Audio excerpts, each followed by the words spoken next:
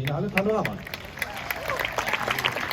Welcome and good evening to the screening of Dirty Feathers here in the beautiful Berlinale. We're almost done with our summer special this year, and it's wonderful to see yet again a full house here. I want to remind you to vote for the Panorama Audience Award. Please use the cards, fill them in, and put them in the boxes there to the left and the right when you leave after the screening. And on Sunday we will know which will be your favorite film. Now I'm very, very happy that I can welcome a team that came from America. It's a debut film, a wonderful documentary, a very immersive and moving portrait of a neglected community on the border of Mexico and the US. And this is a testimony to the director's precision and empathy, and I would like to ask him and his team now on stage. Please give a very warm welcome to director Carlos Alfonso Corral and the producers Jonathan Kessler, Alexis Franco, and Denise Corrado.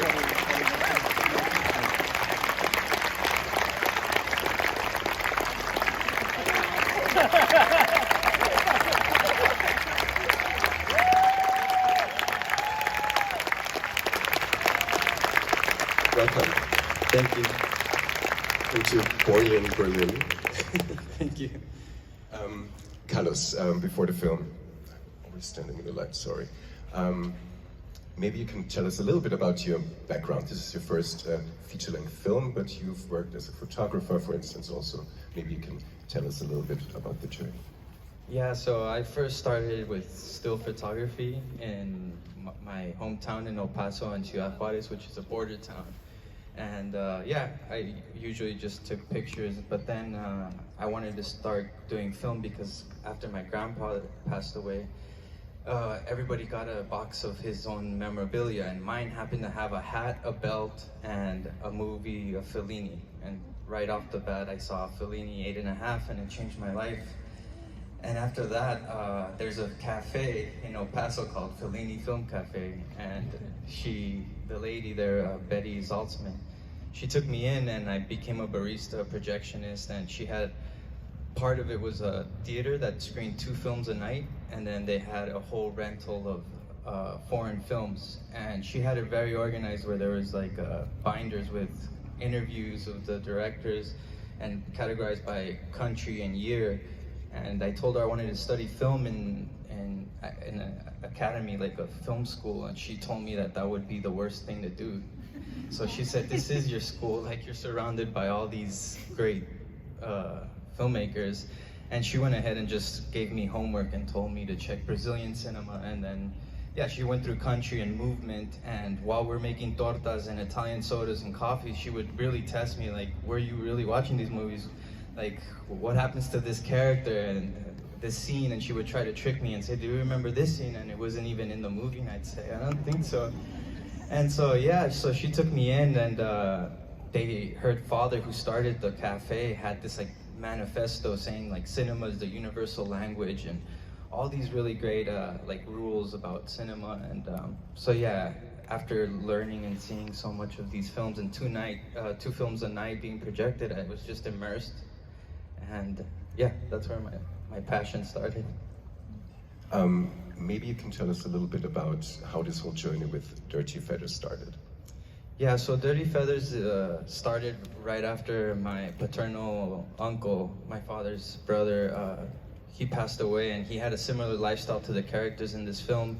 He was a gambler, a drug addict, and an alcoholic, and growing up, seeing him being kind of the misfit of the family, kind of got me interested into seeing how even being in a family, you could have that distance and loss of connection at times, or even shying away from someone who's even through blood so close to you. So after his passing, I started to face my own prejudice with always turning away from the homeless community and knowing that they had a similar lifestyle. So I decided to take the camera and try to listen and gain presence with them and really feel out what their perspective is, and not just judge it by generalizing what homeless people go through. And how did you find your protagonist? How was your research going on? So I went to the homeless shelter, the Opportunity Center in El Paso, and I started filming everyone in there first. And Brandon and Reagan, one of the main characters in the film, saw what I was doing, and they immediately approached me and decided to take me outside of the shelter and said that they were barred from the shelter. So he decided to show me how they live in the streets and not having the opportunity for the shelter and the programs. And they got creative. They wanted to show me certain places and things they do. And so yeah, they became a part of the whole collaborative art, like decision making and what to film and how to film. So they were basically filmmakers themselves. And how long was the whole production going on, the shooting itself? Well, the shooting was very short. The shooting was like 14 days, and but before that it was weeks before without a camera. But the 14 days were quite intense because we weren't filming constantly. It was just, it was hard to get a hold of them. They didn't have a phone number, they didn't have ways to contact them, so it would be all by word, and sometimes they wouldn't be there where they would say they would be there, and so it was very hard to not be able to film with the kind of beauty light or whatever. So there's very harsh lighting, which in the end I think is part of the film. And yeah, we spent like maybe 2 hours a day filming, and it was quite intense in just those 2 hours of filming.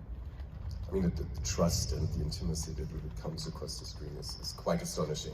And one would think, you would have been spending a very long time with them. So that's quite extraordinary.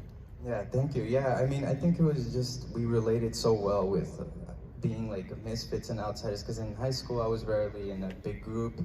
And even just being from El Paso and Juarez, if I go down to the south in Juarez or Mexico, they call me gringo, and so they say I'm American. And then in the south of Texas, they'll call me, Mexican, or racial slurs sometimes. So this like lack of belonging kind of related with them, and they seem to get that aspect of me. I think you also have prepared something to say right before the film, correct? Yeah, I mean, I would just like to thank the crew here that helped me finish the film, because it took 5 years to finish. And I'd also like to thank everyone for being here, and thanking the Berlinale for this opportunity and bringing everyone together. And basically, I think for me, it's restored the ambition to movie going, because it seems possible after such a hard time with the COVID crisis.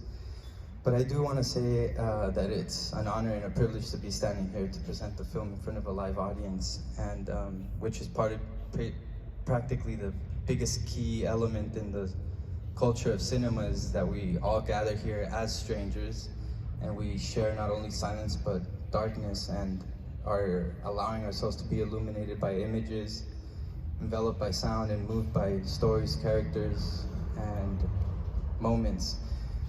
And ultimately, this creates a community. So I think that's very important, is for community, which these characters taught me that is a vital connection we need to have as human beings. So thank you all. Thank you very much, Carlos, and everyone for being here. And now, go to Carlos. Wish you a good future.